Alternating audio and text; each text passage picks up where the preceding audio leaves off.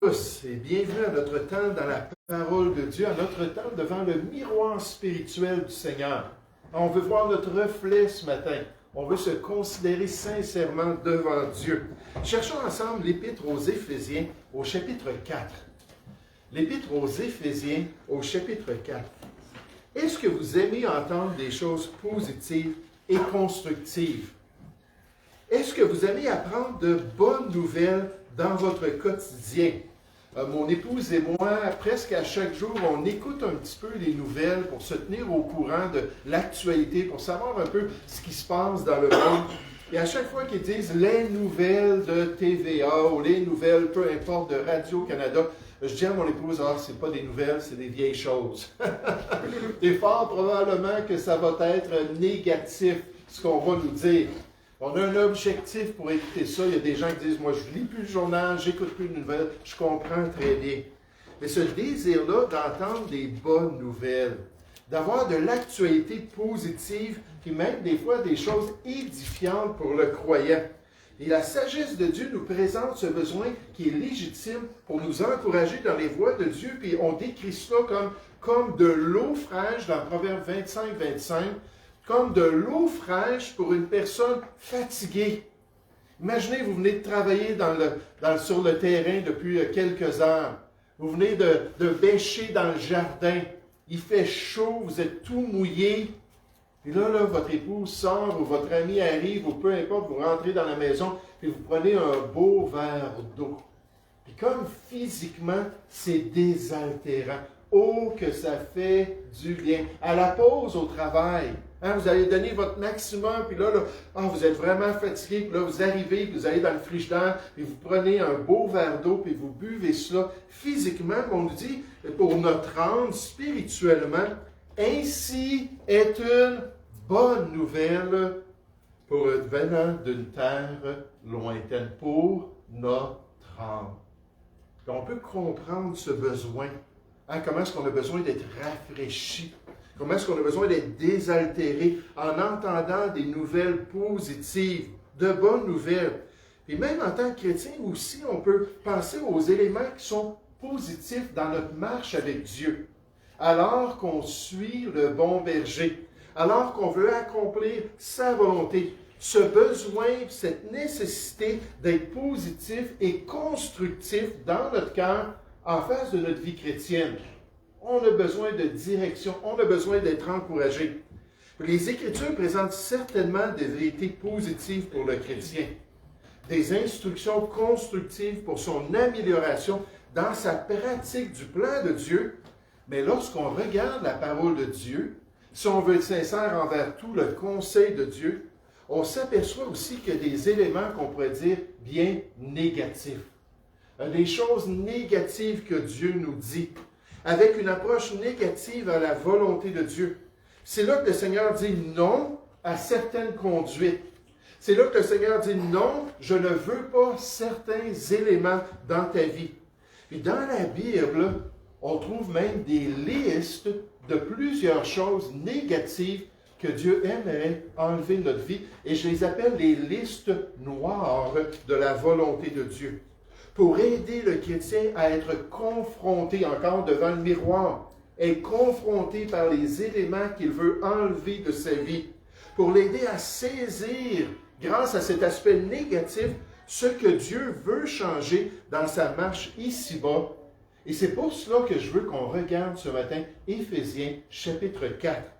J'aimerais qu'on analyse la liste noire de l'Église dans le passage qu'on va regarder dans Éphésiens chapitre 4 au verset 31. Regardez cela avec moi. Éphésiens chapitre 4 au verset 31. On nous dit que toute amertume. Puis déjà là, avant de commencer, on va voir trois choses concernant ce passage-là, concernant ce chapitre-là, concernant le contexte de ce qu'on apprend pour l'Église de Jésus-Christ. Mais déjà en commençant, ça me frappe que toute amertume, chaque élément négatif est absolu. Il y a une tolérance zéro que Dieu veut dans notre vie. Il ne veut pas aucun compromis à l'égard de ces éléments-là. Il veut qu'on les enlève entièrement. Il dit que toute amertume, toute animosité. Hein, mettre de côté notre conscience, puis mettre de côté là, notre témoignage chrétien, puis agir seulement selon nos instincts, agir seulement comme un animal, à l'homme naturel, l'homme animal. Il dit, mettre de côté la volonté de Dieu, puis juste me donner à cœur joie. Que toute animosité, toute colère, frère, tout à l'heure, tu nous en as parlé de ta colère, toute colère, toute clameur, toute calomnie, et toute espèce ou toute manifestation de méchanceté disparaissent du milieu de vous. J'aimerais ça qu'on le lise à nouveau encore. J'ai prié que le Saint-Esprit fasse rentrer cette vérité-là dans notre cœur ce matin. Amen. Que toute amertume, toute animosité, toute colère, toute clameur, toute calomnie et toute espèce de méchanceté disparaissent du milieu de vous. Hein, que ça fait juste passer, que ça fait juste se désagréger, que ça ne soit plus du tout dans la conduite, dans les attitudes des chrétiens. J'aimerais voir quelques vérités concernant cette liste noire pour l'Église de Jésus-Christ. Quelques faits qu'on doit retenir dans notre cœur pour comprendre puis grandir dans les voies de Dieu. J'espère vraiment que ce matin, le Seigneur va permettre que son miroir reflète quelques défauts peut-être qu'on a. Hein, quelque chose qu'on doit ajuster, quelque chose qu'on doit enlever dans notre vie chrétienne. Mais premièrement, je veux faire remarquer que ce sont des instructions pour des chrétiens. Ce sont des instructions pour des chrétiens, pour ceux et celles qui sont sauvés, pour ceux qui ont reçu la nouvelle vie en Jésus, qui ont passé de la mort à la vie. Le Nouveau Testament n'essaie jamais de christianiser les inconvertis. Ça, c'est important qu'on comprenne ça. Alors, on voit des choses dans les gens qu'on côtoie à l'ouvrage, peut-être des gens qu'on côtoie dans notre famille, peut-être parmi nos amis, qu'on n'aime pas, on sait que ce n'est pas l'idéal de Dieu pour l'être humain. J'aimerais vous dire, ce n'est pas qu'on vienne les moraliser qu'ils ont besoin, c'est qu'on soit un témoin pour qu'ils soient sauvés, pour qu'ils puissent avoir une nouvelle vie qui va leur permettre d'être une créature extraordinaire aux yeux de Dieu. Il ne faut pas mettre la charrue devant les bœufs. Et en tant que chrétien, il faut saisir cela. Le Nouveau Testament ne veut jamais moraliser les gens du monde. Il désire plutôt présenter la volonté de Dieu aux chrétiens parce qu'ils ont reçu une nouvelle nature en Jésus-Christ. Et Dieu veut que les chrétiens soient différents. Qu'ils puissent démontrer qu'à cause de leur relation avec Jésus-Christ, à cause du Dieu de lumière dans leur vie, qu'ils peuvent marcher eux autres aussi dans la lumière, puis accomplir le plan de Dieu. C'est ce qu'on voit dans notre contexte. Regardez au verset 17. Après avoir parlé dans les 3 premiers chapitres, une partie du chapitre 4 concernant la position du chrétien, la réalité de la nouvelle vie, la nouvelle alliance, le mystère de l'Église qui est révélé en Jésus-Christ, là, tout à coup, on s'arrête et on dit, OK, pratiquement parlant, verset 17. Ça dit, voici donc ce que je dis, ce que je déclare dans le Seigneur pour ceux qui sont sauvés. Vous ne devez plus marcher comme les païens. Ici, dans le contexte, c'est ceux qui ne sont pas sauvés, ceux qui sont des païens spirituellement. C'est un contraste. Qui marchent selon la vanité de leurs pensées. Ne marchez plus selon la vanité de vos pensées. Ils ont l'intelligence obscurcie. Ils sont étrangers à la vie de Dieu, donc ça paraît dans leur conduite, à cause de l'ignorance qui est en eux, à cause de l'endurcissement de leur cœur, ayant perdu tout sentiment. Puis le mot ici, ça veut dire une conscience. Leur conscience est flétrie. Leur conscience est endurcie. Dieu ne peut plus toucher à leur cœur à cause de la méchanceté de leur vie. Ayant perdu tout sentiment, ils se sont livrés au dérèglement pour commettre toute espèce d'impureté jointe à la cupidité. Puis Dieu nous dit que toutes ces choses-là disparaissent du milieu de vous. C'est ce qu'on va voir tout à l'heure. Donc, il veut un changement complet. Verset 20. Mais vous, les chrétiens, ce n'est pas ainsi que vous avez appris Christ. Si du moins vous l'avez entendu, et si conformément à la vérité qui est en Jésus, c'est en lui que vous avez été instruits à vous dépouiller. Donc, les listes noires de Dieu, les éléments à enlever dans notre vie. Ça fait partie du message que Jésus veut pour nous. À vous dépouiller par rapport à votre vie passée, autrefois, avant d'être sauvé. du vieil homme qui se corrompt par les convoitises trompeuses, à être renouvelé dans l'esprit de votre intelligence et à revêtir l'homme nouveau. On enlève pour pouvoir remplacer. C'est négatif pour devenir positif. Créé selon Dieu dans une justice et une sainteté que produit la vérité. C'est pourquoi. Là, à partir du verset 25 jusqu'au dernier verset du chapitre 6, on voit des instructions pour l'Église de Jésus-Christ, dont le verset 31 pour les chrétiens. Avez-vous reçu la nouvelle vie en Jésus? Vous êtes-vous détourné de la voie du monde inconverti qui vous entoure? Est-ce qu'un jour vous avez goûté à ce merveilleux salut qui change les vies? J'aimerais vous dire, si ce n'est pas le cas ce matin, ces instructions-là, comme bien d'autres choses, ça va être totalement vain. Là, vous venez à l'église semaine après semaine, ou peut-être vous écoutez le message sur l'Internet, vous n'avez pas encore le fondement sur lequel vous pouvez construire votre nouvelle vie en Jésus-Christ, votre construction spirituelle. Là, vous entendez ces choses-là, et tant que le fondement n'est pas posé, c'est vain. Ça ne change absolument rien. Et c'est pour ça qu'on a des personnes qui, pendant des décennies, vont assister dans des bonnes églises chrétiennes, et il n'y a aucun changement dans leur vie.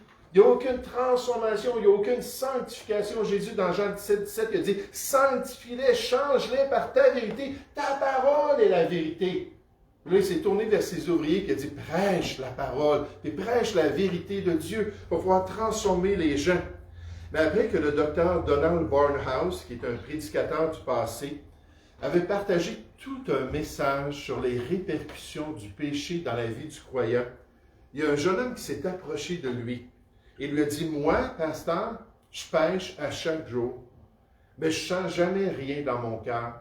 Ça ne me dérange pas, ça ne m'affecte pas. Je ne suis jamais hanté par mes décisions, je ne suis jamais affecté et déprimé à cause de mes mauvaises actions. En fait, je suis très bien dans mon péché. » Le prédicateur Barnhouse lui a dit, écoute, je veux juste te mentionner qu'il y a une réalité spirituelle derrière ce que tu viens de me dire.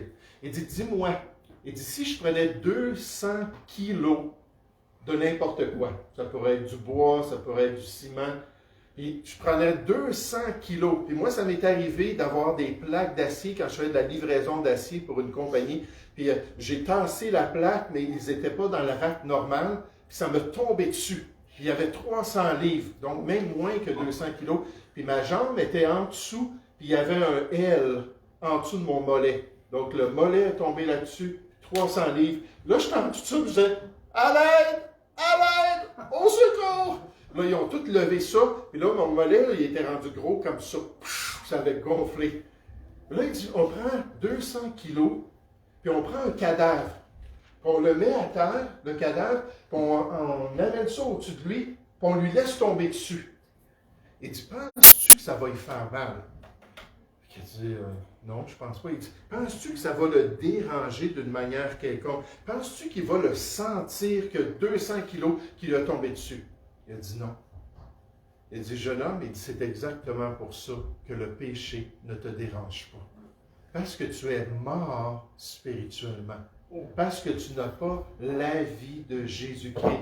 Parce que l'esprit de sainteté n'est pas en toi pour te dire, arrête, c'est mal de faire ça. Tu devrais te sentir coupable. Tu devrais avoir honte d'avoir commis ça contre la volonté de Dieu.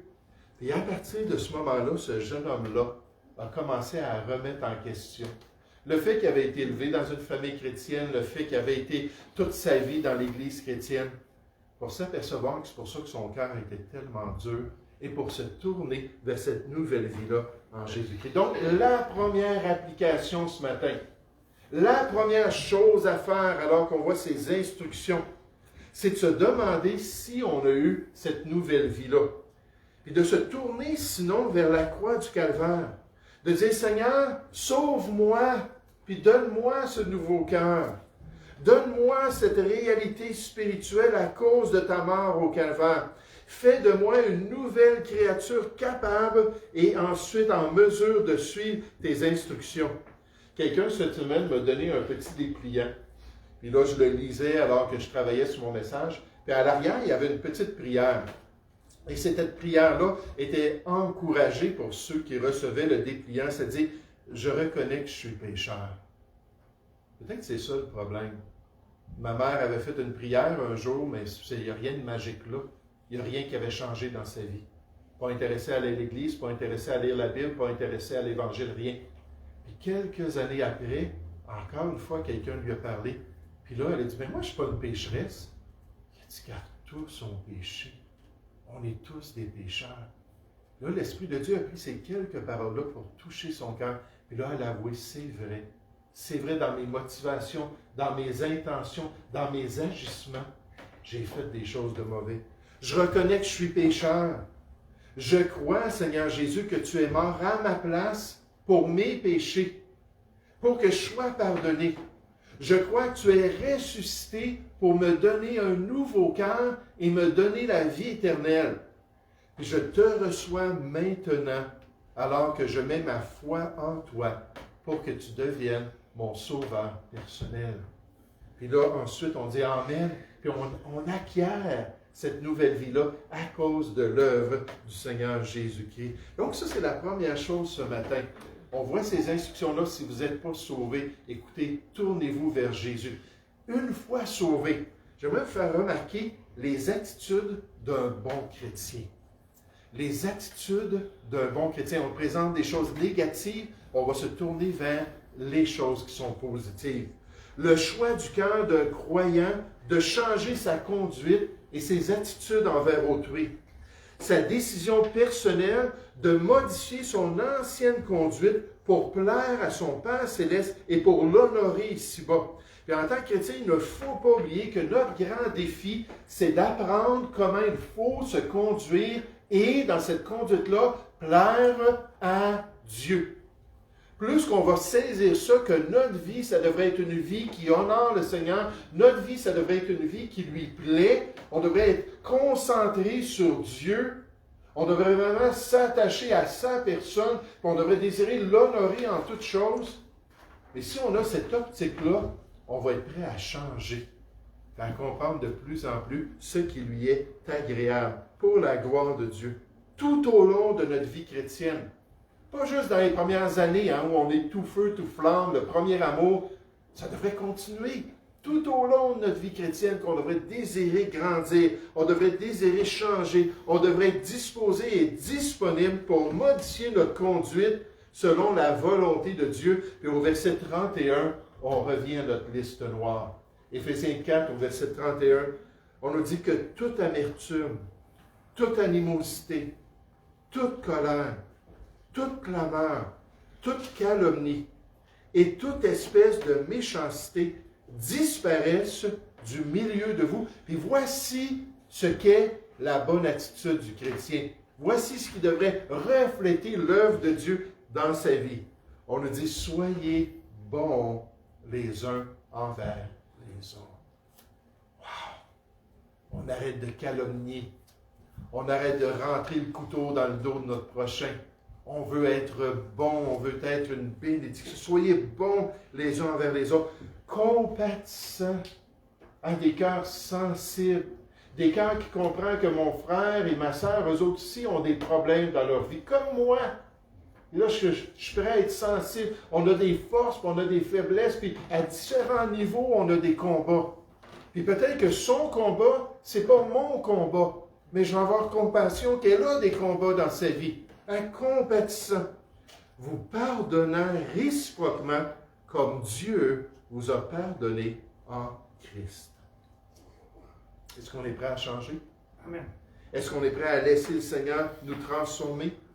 Est-ce qu'on permet ce matin à sa parole de venir juger les pensées et les sentiments de notre cœur? Hébreux 4:12, c'est profond la parole de Dieu. Ça va en profondeur. Est-ce qu'on est prêt à une transformation de nos habitudes alors qu'on marche avec le Seigneur pour être de plus en plus conforme à sa volonté? Et pour pouvoir clamer comme l'apôtre Paul, parce qu'on en a vraiment besoin, que je puis tout par celui qui me fortifie. Oh, que ce soit au niveau de l'amertume, que ce soit au niveau de la médisance, que ce soit au niveau des ressentiments et de la colère de mon cœur. Dieu me dit, non, je veux que ça soit enlevé. Et moi, je vais te permettre de l'enlever de ta vie. Moi, je veux pouvoir me manifester. Ma grâce est disponible pour ces changements-là. Cette transformation-là fait juste refléter que tu es un enfant de Dieu. Une croissance spirituelle est désirée dans les voies du Seigneur si on veut vraiment le faire. Un auteur nous dit quel contraste dans ce passage. Contrairement à l'amertume et à la méchanceté, la bonté et le pardon réjouissent le cœur de notre Père céleste. Il dit, enlevez tout ça, enlevez ça de votre vie. Puis quand c'est fait, il dit, wow, je suis vraiment fier de toi. Vous savez, c'est une confession que je vous fais ce matin. J'ai appris ça dans un cours alors que j'étais en train d'être formé comme enseignant en éducation. Puis ça avait vraiment condamné mon cœur puis ma pratique. Puis il disait, les enfants ont tellement besoin d'affirmation qu'à chaque fois qu'on les reprend une fois, on doit s'assurer de les louer 3 fois. De leur dire, écoute, 3 choses que je vois dans ta vie. Et là, j'entendais ça, puis j'essayais de pratiquer ça à l'école chrétienne où j'étais un professeur, puis essayer d'encourager les enfants. Et je me suis aperçu à travers toutes les années que je n'ai même pas pratiqué ça envers mes propres enfants. Que j'étais plus prompt à les reprendre qu'à dire, hey, je suis fier de toi. Puis maintenant qu'ils sont adultes, je pense que je leur ai dit plus souvent que je suis fier d'eux que quand ils étaient dans ma maisonnée et ils étaient auprès de nous. C'est tellement important, n'est-ce pas? Et il dit ça, il dit, oh, ça réjouit le cœur de notre Père céleste. Dieu dit, c'est beau, j'aime ça dans votre vie. La bonté et le pardon réjouissent également le cœur des pères terrestres, cet homme-là nous dit. C'est pourquoi ce verset est l'un des premiers que j'ai enseigné à mes propres enfants. Le pardon n'est pas un fardeau que Dieu nous impose, mais plutôt une garantie pour notre santé mentale et notre stabilité émotionnelle de nos relations. Puis plus qu'on va pratiquer ces choses-là, puis plus qu'on va être bon malgré tout, de manière inconditionnelle, de l'amour inconditionnel, plus qu'on va pratiquer ça, plus qu'on va être proche de Dieu, et plus qu'on va être heureux de l'honorer et d'accomplir sa volonté sur la terre. Oh, j'aimerais qu'on puisse chercher un autre passage ce matin. J'aimerais qu'on puisse regarder ces mêmes attitudes-là qui sont présentées ailleurs. Je vous invite à tourner dans l'Épître aux Colossiens. Et je le répète, cette liste noire-là, pour que ça s'imprègne dans notre cœur. Pour qu'on voit le genre de changement que Dieu désire dans notre expérience. Ce genre de transformation. Puis je sais que j'ai grandement compassion. Parce que je sais qu'il y a des gens qui ont beaucoup, beaucoup souffert. Lors des obsèques hier, il y a une dame qui est venue me voir. Elle dit, moi aussi, je suis chrétienne, vous êtes pasteur. Elle dit, laissez-moi vous expliquer mon cheminement. Puis là, elle a commencé à parler de choses terribles qu'elle a vécues. De la violence sexuelle, de la violence au niveau de sa famille, toutes sortes de choses qu'elle a expérimentées. Elle était abusée. Puis même plus tard dans sa vie. Là, je pouvais voir une personne comme ça comme étant très prompt au ressentiment, très prompt à l'amertume. Puis moi, j'ai été abusé, j'ai été battu, j'ai vécu des choses, mais vraiment, il y a des gens qui ont tellement, tellement souffert en comparaison avec ce que moi j'ai souffert. Puis ça me donne une grande compassion. Parce que là, Dieu dit, sois bon, puis moi, c'est pas trop difficile d'être bon. Mais pour d'autres personnes, arrête de penser à ces choses-là. Arrête de garder ces injustices-là dans ton cœur. Arrête de repasser ça, tout ce qu'on te fait de vivre. La Bible elle nous dit, oubliant ce qui est en arrière dans Philippiens chapitre 3 et nous portant vers ce qui est en avant. Votre passé est sous le sang de Christ. On devrait le laisser là, dans la grâce du Seigneur. Puis le futur est entre les mains du Seigneur. Puis à chaque jour suffit sa peine et nous dit, vis-la aujourd'hui ta journée. Parce que dans le présent, c'est là que la grâce de Dieu est disponible. Mais j'ai compassion pour les gens qui ont souffert, qui ont été abusés et qui ont vécu toutes sortes d'injustices. Mais la grâce de Dieu est aussi disponible pour ces gens-là. Verset 8 dans Colossiens chapitre 3, on a le même refrain au négatif. Maintenant, renoncez à toutes ces choses. Maintenant qu'on a parlé du salut, maintenant qu'on a établi que vous êtes des enfants de Dieu, renoncez à toutes ces choses. À la colère, à l'animosité, à la méchanceté, à la calomnie, aux paroles équivoques. Des fois, on ne sait pas comment ça peut être subtil, notre méchanceté, comment ça peut être subtil, notre désir de vengeance. Les paroles équivoques, c'est les farces plates. Des farces qui sont insultantes. Et là, on n'ose pas dire à la personne, je te déteste, je te haïs pour ce que tu m'as fait. Et là, quand on est avec la famille et avec d'autres gens, ah, mais tu sais, lui, là. Puis là, on va le faire en face, n'est-ce pas? C'est ça, les paroles équivoques à deux sens. On a quelque chose à faire pour blesser l'autre. Dieu dit que ça disparaisse du milieu de vous. Ça dit qu'il pourrait sortir de votre bouche, verset 9. Ne mentez pas les uns aux autres, vous étant dépouillés du vieil homme et de ses œuvres, donc négativement en tant que chrétien, et ayant revêtu l'homme nouveau avec tout son potentiel, qui se renouvelle par la connaissance selon l'image de celui qui l'a créé. Quel privilège d'avoir la nouvelle nature. Encore une fois, je parle à des chrétiens. Quel privilège d'avoir la personne de Dieu dans ma vie. Quel privilège d'avoir la sanctification du Seigneur, alors que lui, il a débuté des choses dans ma vie, puis il veut les rendre à l'image de Jésus-Christ pour l'éternité. Puis il va travailler dans ma vie comme cela. Puis là, on peut se dépouiller du vieil homme, se revêtir du nouvel homme. Avoir cette expérience-là de la nouvelle vie. Verset 11, il n'y a ici ni grec, ni juif, ni circoncis, ni incirconcis, ni barbare, ni scythe, ni esclave, ni libre. Ça n'a pas d'importance si vous êtes en Jésus-Christ, mais Christ est tout et en tous. Ainsi donc, comme des élus de Dieu, saints et bien-aimés, revêtez-vous de sentiments de compassion, de bonté, d'humilité, de douceur, de patience. On a entendu ces témoignages tout à l'heure de la transformation que certains ont vécue. Mais toutes ces choses-là, cette humilité, cette douceur, cette patience, supportez-vous les uns les autres. Et si l'un a sujet de se plaindre de l'autre, pardonnez-vous réciproquement les uns les autres. De même que Christ vous a pardonné, pardonnez-vous aussi. Mais par-dessus toutes ces choses, revêtez-vous de l'amour, de l'esprit même d'amour qui vient de Dieu, qui est le lien de la perfection dans nos relations, et que la paix de Christ, à laquelle vous avez été appelés pour former un seul corps, règne dans vos cœurs, et soyez reconnaissants. Quand une Église, quand des chrétiens peuvent demeurer ensemble malgré les insultes, malgré les circonstances, malgré les tensions, malgré les difficultés, puis ils continuent à marcher ensemble. Combien de témoignages de division j'ai entendu à travers notre marche chrétienne, des belles églises, des chrétiens qui ça a explosé. Pourquoi? Parce qu'on n'a pas vécu selon le nouvel homme et accomplir la volonté de Dieu. Ici, on a eu 2 divisions dans notre assemblée en 12 ans de ministère. Pas des grosses divisions, mais des divisions quand même. Puis comme ça a brisé nos cœurs, comme ça a été terrible de vivre ça. Et encore une fois, on voit que le potentiel est là pour grandir, pour changer, pour être transformé. Des attitudes transformées chez l'enfant de Dieu. Des comportements sanctifiés. Des vies changées par la grâce du Seigneur. Et le tout pour lui être de plus en plus agréable.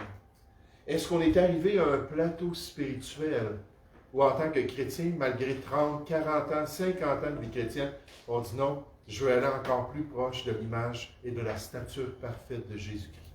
On est prêt à renouveler cette nouvelle vie. J'ai appris ça cette semaine concernant des oiseaux. Il y a 2 oiseaux bien différents qui survolent les déserts aux États-Unis. Le petit colibri, l'oiseau mouche, ou le vautour. Les vautours ne voient que de la viande, ne voient que de la viande en décomposition, parce que c'est ça qu'ils recherchent. Ils se nourrissent des carcasses d'animaux morts. C'est leur nourriture favorite. Alors que les colibris ignorent la chair morte. Ils vont passer à côté, ils vont voler à côté, ils vont s'en aller. Ils ignorent ça parce que même s'ils vont les croiser, ce n'est pas ce qu'ils désirent. Ils recherchent plutôt les fleurs colorées des plantes du désert. Le vautour vit sur ce qui était, il vit sur des choses passées, il se remplit de la mort et ce qui a passé de ce monde, Tandis que les colibris, eux, vivent de ce qui est. Ils recherchent la vie nouvelle. Ils se remplissent toujours de fraîcheur et de ce qui est délectable. Puis chaque oiseau trouve ce qu'il cherche d'après sa nature. Et là, moi, je voyais ça, puis ça m'a tout de suite fait penser aux chrétiens. Il y a des chrétiens qui c'est toujours le progrès. C'est toujours de grandir en Jésus-Christ. C'est toujours d'oublier toutes les blessures et tous les problèmes qu'ils ont vécus par la grâce de Dieu.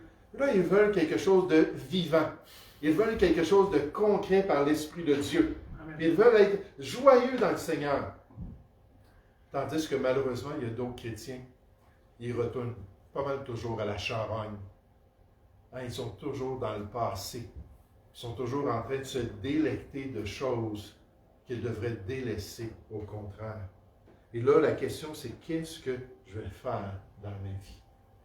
Et vous savez, en tant que chrétien, c'est toujours la même chose dans les Écritures.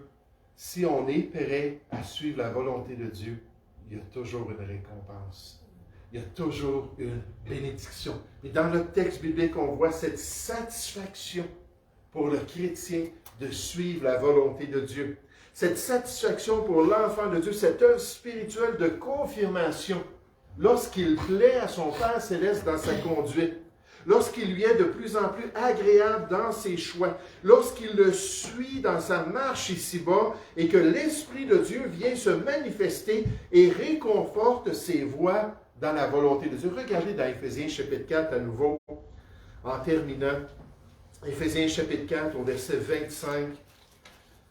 Ça nous dit, c'est pourquoi, et là c'est l'application du passage de cette nouvelle vie-là en Jésus-Christ, de ce dépouillement que le chrétien devrait accepter pour se revêtir de cette nouvelle vie-là. C'est pourquoi renoncez au mensonge et que chacun de vous parle selon la vérité à son prochain. Car nous sommes membres les uns des autres. Verset 26, si vous vous mettez en colère, ne péchez point dans votre colère. Que le soleil ne se couche pas sur votre colère. Réglez les choses et ne donnez pas accès au diable. Que celui qui dérobait ne dérobe plus, mais plutôt qu'il travaille en faisant de ses mains ce qui est bien. Quelle victoire pour avoir de quoi donner même à celui qui est dans le besoin. Qu'il ne sorte de votre bouche aucune parole mauvaise. Mais s'il y a lieu, quelques bonnes paroles qui servent à l'édification et communiquent une grâce à ceux qui l'entendent. Et juste avant de revenir au verset 31, on a le verset 30. Et moi, je vois ça comme le sceau de tout ce qui est enseigné dans cette nouvelle vie-là et dans cette section-là des Écritures. On nous dit, n'attristez pas le Saint-Esprit. Le Saint-Esprit de Dieu, par lequel vous avez été scellés pour le jour de la rédemption. Et à chaque fois qu'on fait le mal, à chaque fois qu'on marche selon la chair, à chaque fois qu'on est désobéissant dans notre conscience, l'Esprit de Dieu est très, très au courant. Il est à l'intérieur de nous et il est conscient.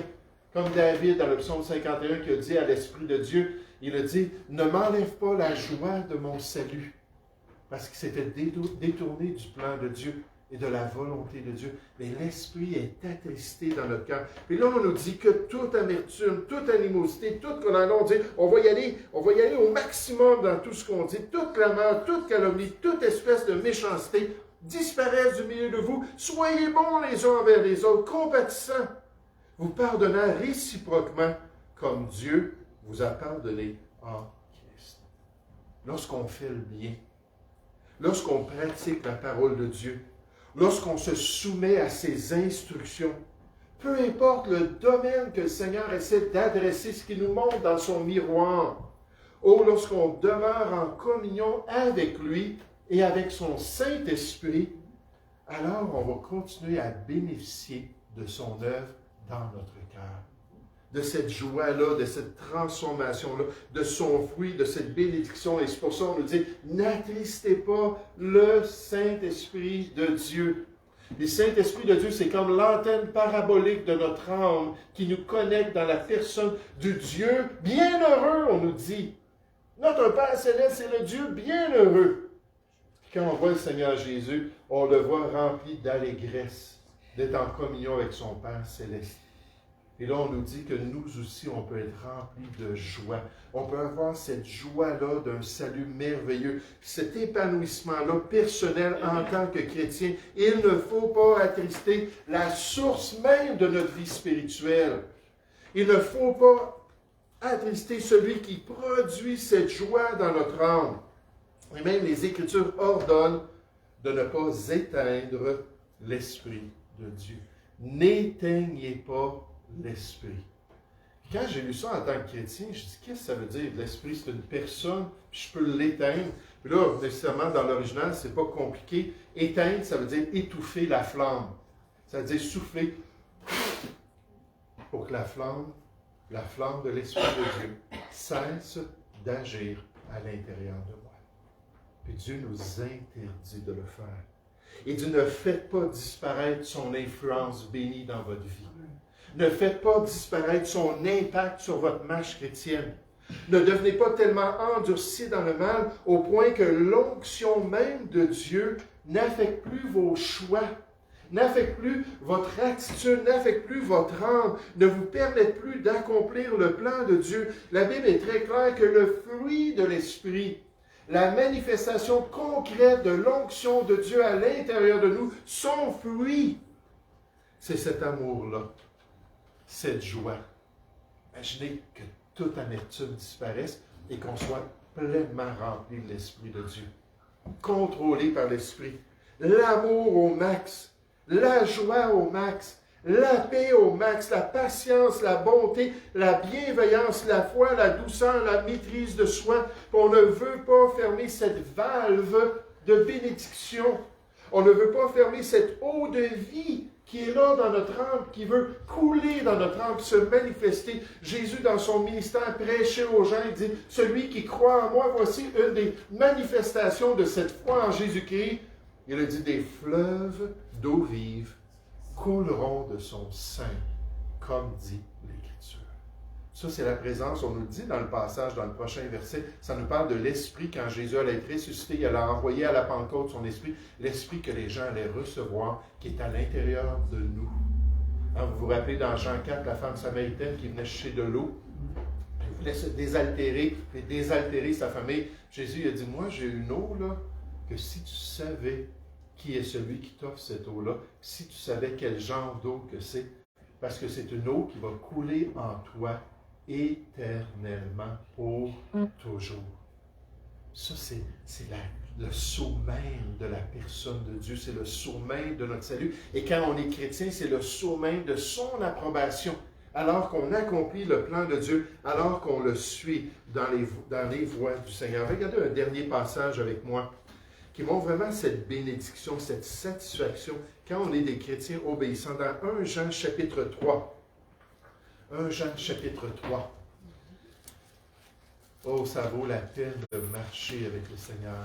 Ça vaut la peine de lui être agréable. Ça vaut la peine de se soumettre à son plan, de nettoyer, de purifier, puis de changer notre conduite, pour que son esprit puisse venir et accomplir son œuvre. Il y a des chrétiens qui sont tellement moroses. Il y a des chrétiens que c'est difficile de voir. Puis moi, j'en vis des temps difficiles, des temps où je suis découragé, des temps où je suis déprimé. J'en vis amplement, là. Mais on dirait que ce n'est pas l'exception chez certains chrétiens, c'est la caractéristique. C'est comme si l'esprit n'était pas là. C'est comme si l'esprit a été étouffé. Comme si on l'a éteint. Puis Dieu dit, hey, repens-toi. Parce que c'est mon esprit qui va te donner cette victoire, qui va te permettre de vivre pour moi.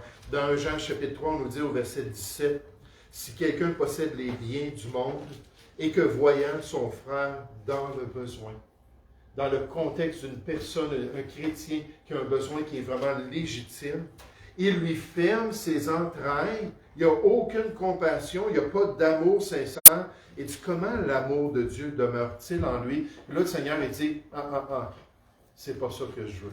C'est pas ça ma volonté. Verset 18, petits-enfants, n'aimons pas en parole et avec la langue, c'est facile de dire des choses.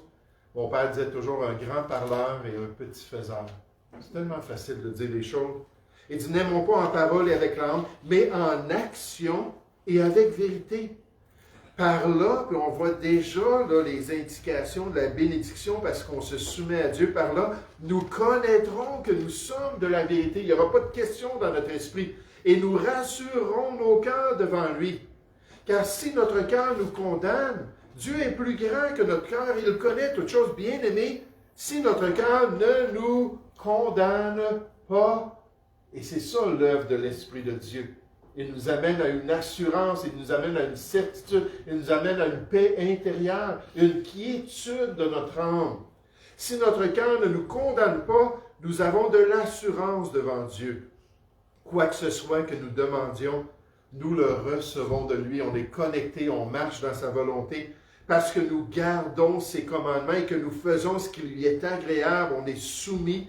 Et c'est ici son commandement que nous croyons au nom de son Fils Jésus-Christ. Ça, c'est la base. Il faut se tourner vers Jésus et que nous nous aimions les uns les autres concrètement et pratiquement selon le commandement qu'il nous a donné.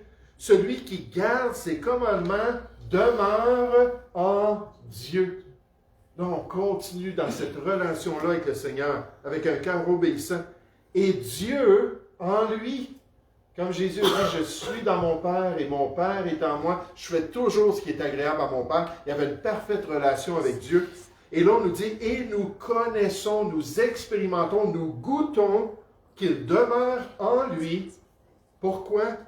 Par l'Esprit qu'il nous a donné. C'est encore une confirmation. Si on n'attriste pas l'Esprit de Dieu, si on n'éteint pas l'œuvre de l'onction de Dieu, on a cette confirmation-là dans notre âme qu'on est en train d'accomplir sa volonté. Et quelle joie! Et quelle paix! Et quel épanouissement personnel que Dieu veut pour chacun de ses enfants. Alors, à la lumière de notre beau passage, qu'est-ce qu'on va faire dans notre marche de tous les jours? Est-ce qu'on va accomplir son plan et sa volonté pour notre vie? Est-ce qu'on va être déterminé à être obéissant pour pouvoir le glorifier ici-bas? Et ce n'est pas compliqué. Notre passage dans Éphésiens 4, 31, ce sont des instructions pour le chrétien. Alors, on ne peut pas vivre la vie chrétienne sans avoir le fondement du salut. Ce sont des instructions qui amènent un chrétien à la bonne attitude qu'un chrétien devrait avoir. Je mets de côté ma colère.